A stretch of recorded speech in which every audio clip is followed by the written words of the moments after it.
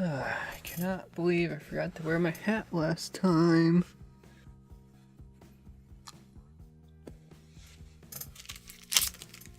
Hello and welcome. I am Ark the Bard, and today I will be continuing my adventure through the war-torn kingdom in the Fabled lands.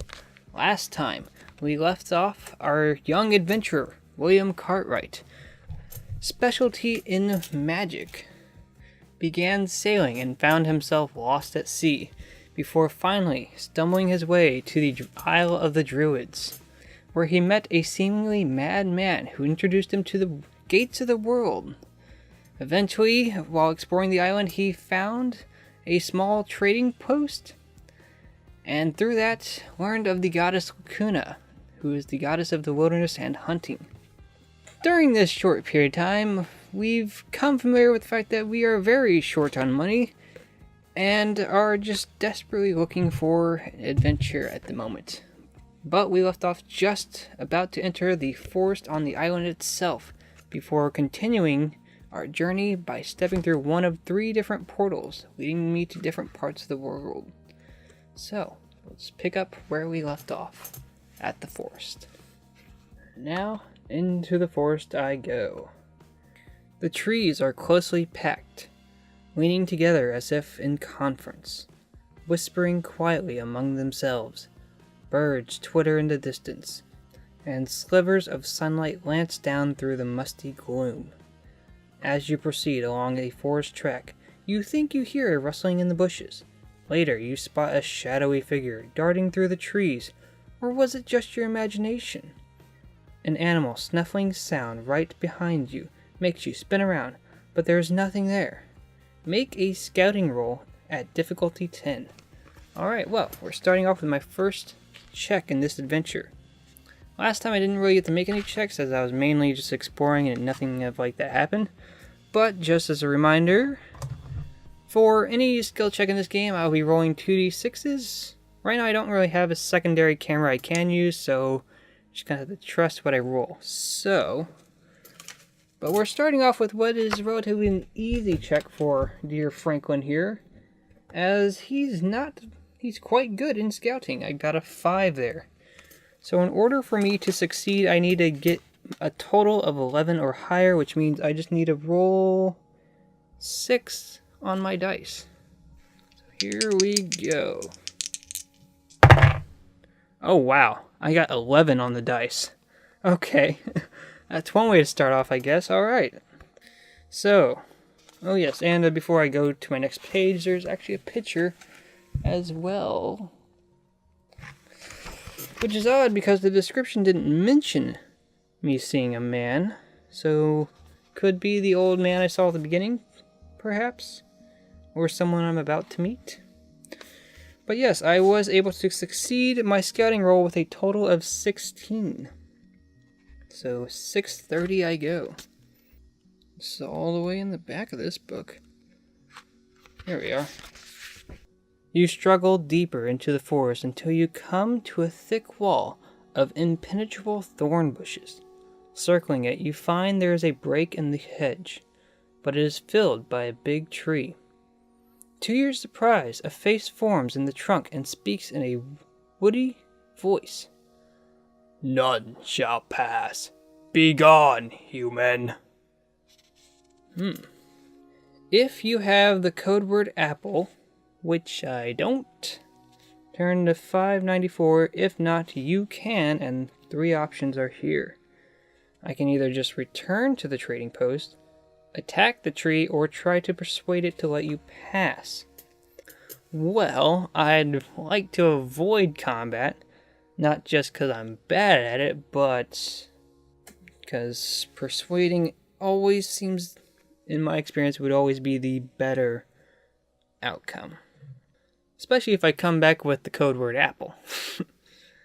But yes, let's try and persuade the tree to let me pass.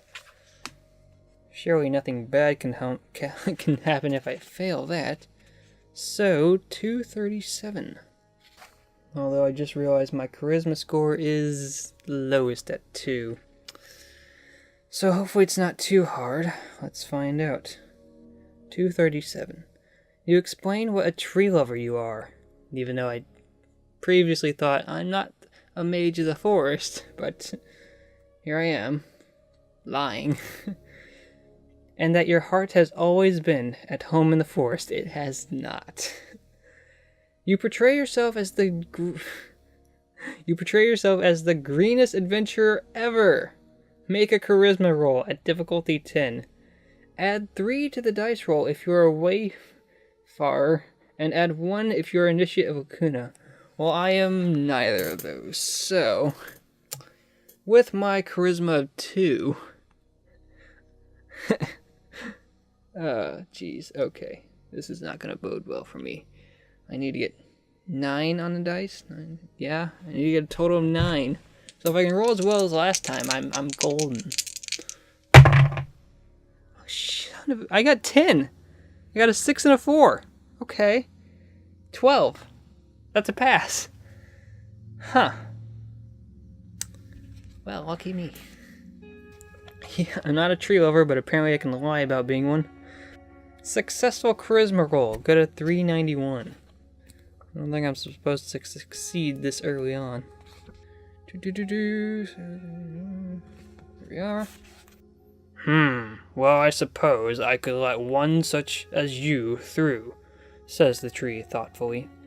Then it uproots itself, okay, with a great tearing sound and shuffles out of the way. There you go, says the tree. You may pass. You walk through the thorn bush gate. Beyond you find several huge oak trees whose branches are so big that they are able to support the homes of many people. Get the code word apple. I got the code word apple. I can come back. Okay, let's go ahead and write that down. I thought this was going to be the end of my journey in the forest. Get the code word apple and then turn to 358. So I found the druids on the Isle of Druids is what I most likely just found. Ooh, and this comes with a picture. Let's show that first. Tree with some homes in it. Neat. Welcome to the City of Trees, says a passing woman dressed in garb of a druid. The city has been built amid the branches of several mighty oaks. Ladders run up and down the trees to houses that perch like nests in the branches. You are not allowed into any houses, well, of course, but the druids allow you to barter at the market. Items with no purchase price list. Okay, so we found a new marketplace. Sweet. It immediately leads me to the marketplace. That's interesting. I doubt I can buy anything, but the fact that I got here means I can come back. I now know what a +1 combat weapon costs, and that's 250 shards. I can buy wands, which will increase my magic, the cheapest being 500 shards for the +1. There's gotta be some way to make a lot of money in this game. Oh boy. Well, nothing I can buy right now, of course, with only 16 shards to my name. When you're finished, if you're wayfar, keep wanting to say wayfinder. If you're a wayfarer by profession, turn to 645. I am not. Otherwise, you leave the City of Trees. Turn to 678. Apparently that's all I can do in the City of Trees unless I'm a different profession. 678. That is the last page with text on it in the adventure book. Okay, well, before doing that, since I made it to the City of Trees, I'm going to go ahead and mark down and take a note of where that's at in the book. Now I kind of wonder what kind of path a wayfinder would have going through this area. But anyway, 678. If you have the code word Aspen, which I do, turn to 195. I believe that's back to the trading post. Otherwise, read on. Well, it's journey through the trees. I'm guessing that it would, well, it doesn't matter. My guess is the read-on is like finding your way out of the forest. So, to town then. Well, at the very least, I have a way to find some high-quality items. There were some. The most noticeable that I could afford were some +2 items for magic's sanctity and scouting. So if I come across a lot of money, I can go to the City of Trees and buy some things. But I'll forever be disconnected from the hidden event for a Wayfarer. Oh well. So, 195 takes me back to the trading post. Which, that is, I believe, everything I can do on this island. So, now it's time to decide where to go next as I climb up the hill to overlook town, which then takes me to the gates of the world. There are 3 stone gates engraved with ancient runes. Each gate is marked with a name: Yellowport, Marlock City, and Wishport. From here you can see the coast of the whole of the island, which is heavily forested. And now, it's time to see where I'm going next. Last time I left it up to the viewers as to where I would be going next, and it looks like the votes are neutral, so it's up to me. So, just looking at what all I've learned so far, I do have a quest, and that is to find the Forest of the Forsaken to hunt a werebore for tusk. However, with the map I have, I do not know where that forest is. Other things I know where Yellowport is on the map. I know where Marlock City is on the map. I do not know where Wishport is. If I had to guess, based on how everything's been set up so far, the quest for the boar's tusk is probably close to Wishport, and Wishport is probably in a different book.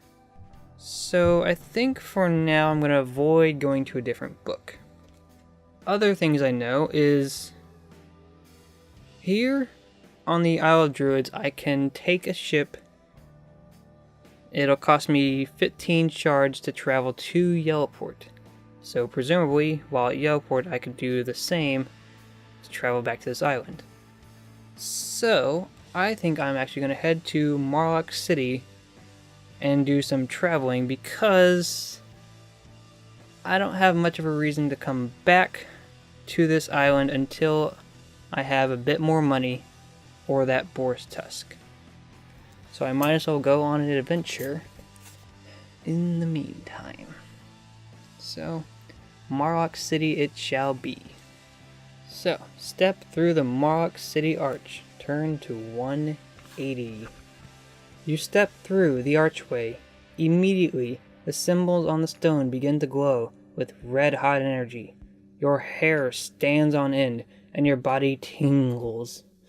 A crackling nimbus of blue-white force engulfs you. The sky darkens and rumbles. Thunder and lightning crash and leap across the heavens. Suddenly, your vision fades, and momentarily, everything goes black. When your sight returns, you find yourself outside the gate of a huge, fortified city. A guard starts in surprise at the sight of you. Then he shakes his head, as if to clear it. Sure, he must have imagined what he just saw. The gates open, and a troop of heavy cavalry cater past. "Make way for Marlock City militia," says the guard. When they have passed, you walk into the city. Turn to 100.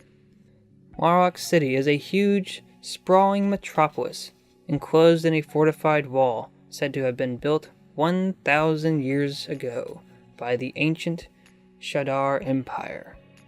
It is the capital city of Sakura. Marlock City was once known as Sakar, until General Grieve Marlock led the army in bloody revolt against the old king, Corvin the Seventh. VII. and he had him executed. The general renamed the city after himself. It is now a crime to call it Sakar. The general lives in the old king's palace and calls himself the protector general of all Sakura. Whereas the old king was corrupt, the general rules with an iron fist. Some people like the new regime. Others are royalists, still loyal to Nurgan. Still loyal to Nurgan, the heir to the throne, who has gone into hiding somewhere. Outside the city gates hang the bodies of many dead people. Labels around their neck read, "Rebels executed by the state for the good of the people." I highly doubt that. Ugh. "You best behave yourself if you don't want to end up like the one of them," grates a guardsman, nodding towards the swinging corpses as you pass through the eagle-headed gates of Marlock City. The great eagle-headed gates of Marlock City. You can buy a townhouse in Marlock City for 200 shards. Wow, a house is cheaper than some of those items. Well, magic items do cost a lot. Owning a house gives you a place to rest and to store equipment. If you buy one, cross off 200 shards and tick the box next to the townhouse option. To leave Marlock City by sea, or buy or sell ships and cargo, go to the harbor master. And then we have... oh geez, we have a lot of options. But before that, there are some pictures of the city.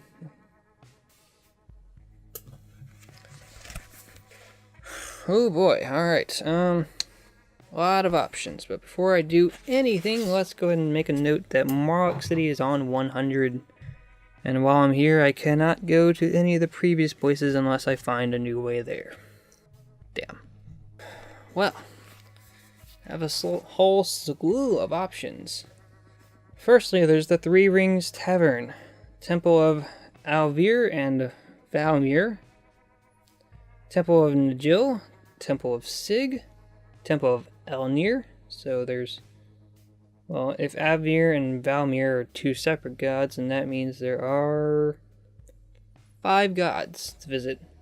Possibly 4 or 5 different religions based on that first option. Visit the market, visit the harbor master, which, if I visit the harbor master, there's a chance I could sail to either Yellowport or the Isle Druids. I doubt that second one though, but maybe. It'd probably just be really expensive. I can go to the Merchant's Guild, explore the city, visit your townhouse, but I don't have that. Not until I get money. So I suppose my first option should be get money. There's a visit the house of the priest, visit the general's palace. Not anytime soon. There's travel east towards Treefoot. I could just abandon the city altogether. Southeast towards Shadar Tor. Wait, can I go south? Oh, yeah. Shadar Tor is slightly southeast. Okay. Alright. Options. I could just leave the place. I could follow the river Grim north. I don't always see the river on the map. Oh, there it is. It's way up there. Journey north to Crustmore. Head west to River Grim Delta. Just not on this map, so I assume that's in another book. Well, before I just leave the city, I should explore it, but they have it pretty labeled on the front of the city that not the best of places. I mean, I'm walking to a town that has corpses hung out on the outside, and that's just the law. But until I can actually do something about that, I need to survive. Well, any good adventure starts in a tavern.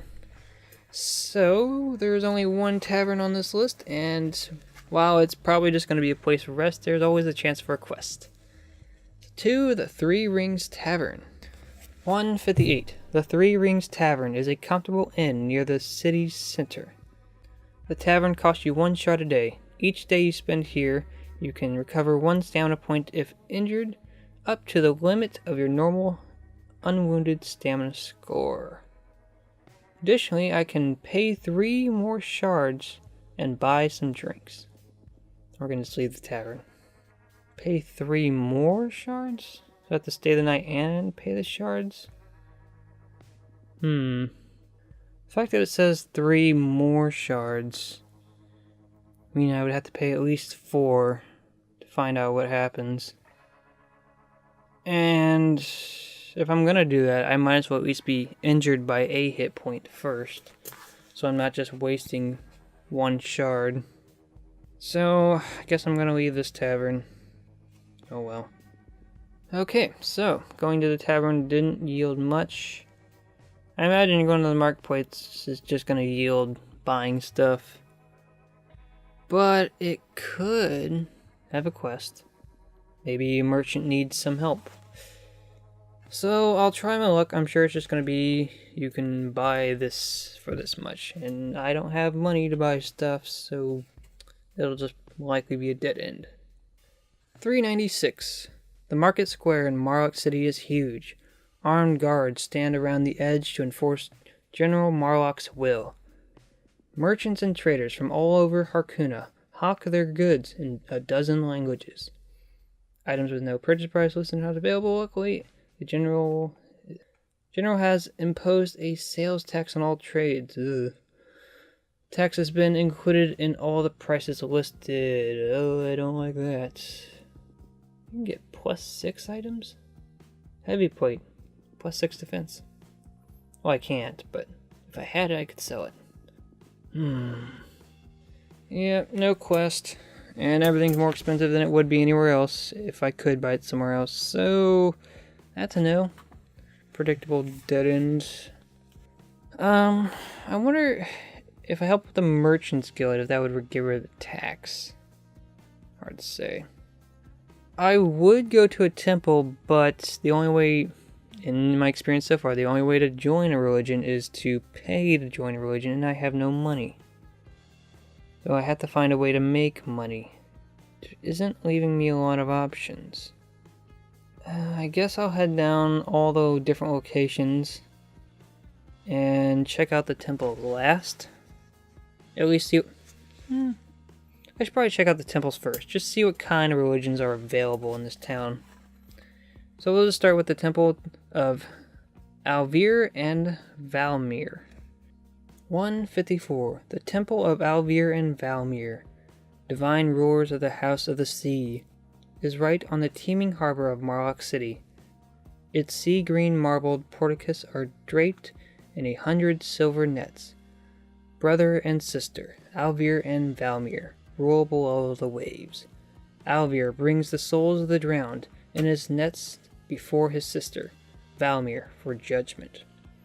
The swaggering ship's captain emerges from the temple, saying to you in passing, "Never, I mean never, go to sea without paying your respects to the twin gods, unless you want to sail through the world of storms." Okay, so twin gods of the sea. Well, I don't plan on sailing anytime soon. A, I don't have a ship, and B, I don't have money. So, yeah, but what would their blessing bring? If you are an initiate, it costs only 5 shards to appropriate the twin gods of the sea. A non-initiate must pay 20 shards. Cross off the money and mark safety from storms in the blessing box of your adventure sheet. Blessing works by allowing you to ignore any one storm at sea. When you use the blessing, cross it off your adventure sheet. You can only have one safety from storms blessing at any time.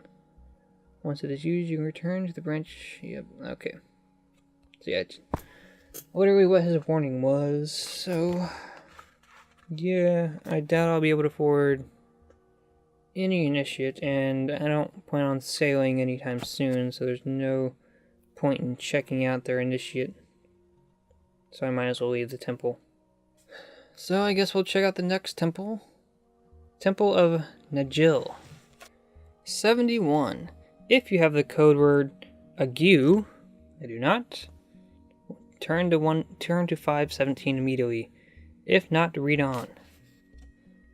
Nagil is the lord of the lands of the dead. Oh. And his temple in Marlock City is covered in friezes and gargoyles of ornate design, depicting the souls of the dead on their journey to the underworld. Inside is a cool and dark, hung with black velvet drapes. A poster on the wall reads, "Wanted, person of unusual resourcefulness. See Temple Warden." Well, found a quest. Become an initiate, renounce worship. Make resurrection arrangements. Bet that costs money. So, this one does not have a blessing, but rather a place to be resurrected. Interesting. Resurrection costs 200 shards. Figured. Oh, if you're an initiate, that's the discount. 600 otherwise. Okay. Yeah, let's not worry about that. But how about I visit the warden to get a possible quest? I'm sure this quest no way involves helping General Marlock. 48. The warden is in charge of security. We have had an unfortunate, accident, he says worriedly. In the crypt below the temple, we sometimes experiment with the corpses of the dead. Classy. You know, the occasional zombie. Part of the ritual in honor of the particular aspects of Nagil we revere here. It seems a ghoul has escaped from the pits and is terrorizing the city at night. We'd rather someone like you sort the problem out before the city militia got to hear of it. Destroy it and bring me the ghoul's head. If you want to take up the mission, record the code word ague. Search for it at night. Search for it at night, says the warden as you leave. I might as well take it up. It could lead to some money. It also would be covering up some unfortunate incidents, but it's something to think about.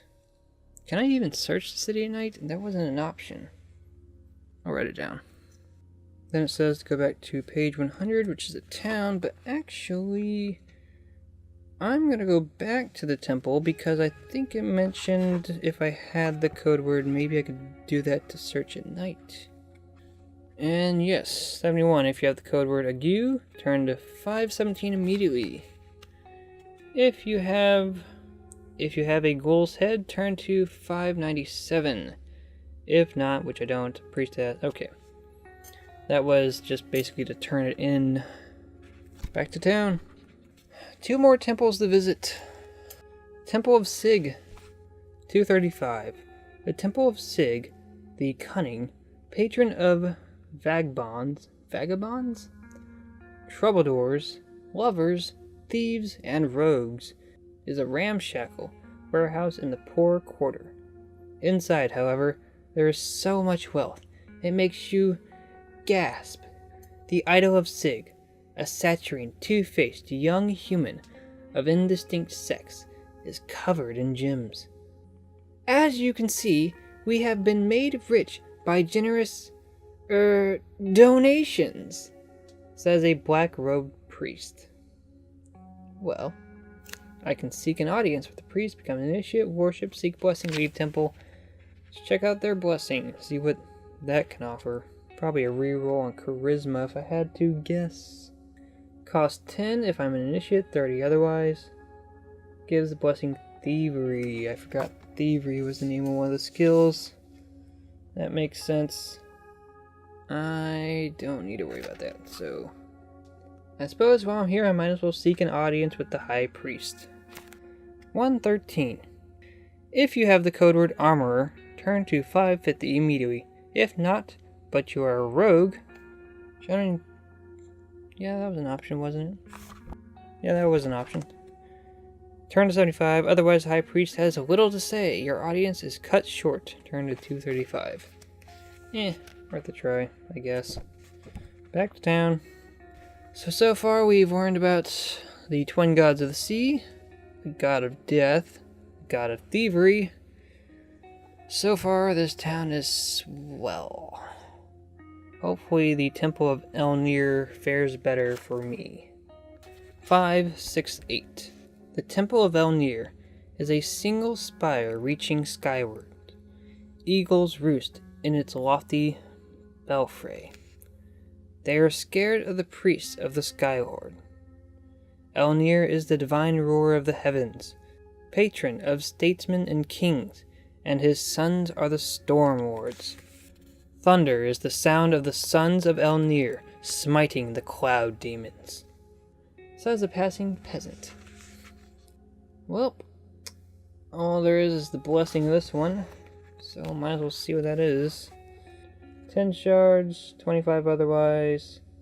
It's a charisma, really. Thought it would have been some storm-related blessing. Okay, well, that did not go as I was hoping. I feel like that was the least interesting, unfortunately. Even though I am very much interested in that kind of thing, thunder and lightning and whatnot. Let's see here. Did I maybe just overlook the option where I could... There's the option to explore the city. I bet if I go there I could explore the city at night. But I think for now that's all I'm going to be able to do today. So, everything I managed to accomplish this time, I've finished my adventure on the Isle of Druids. I made my way towards Marlock City. And once here, not a very good introduction to the city itself. I did manage to visit its only tavern, the 4 different temples, the marketplace. But the question comes, what do I do next? And that's where you can help decide. So, my options are... I could visit the Harbor Master, which I'm sure is just going to be another dead end. I could go to the Merchants Guild, there might be something there. I could explore the city, which could potentially be exploring at night to find the ghoul. I could visit the House of Priest. I could visit the General's Palace. Or I could just simply leave. Head towards Trefoil, Shadar Tor, follow the River Grim, go north to Crustmore, or head west to River Grim. So I suppose it comes down to, should I continue exploring the city some more, or leave the city altogether? And just let me know what you think should happen next on Franklin Cartwright's quest. And until next time, thank you for watching. I hope you enjoy listening. I'm enjoying the adventure so far, despite the fact that I'm still poor. But until then, thanks for watching.